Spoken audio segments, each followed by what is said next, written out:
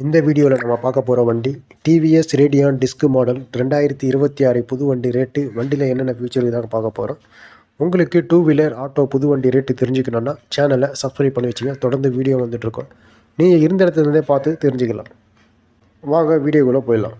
வண்டி engine CC 109.7 CC கொடுத்துருக்காங்க.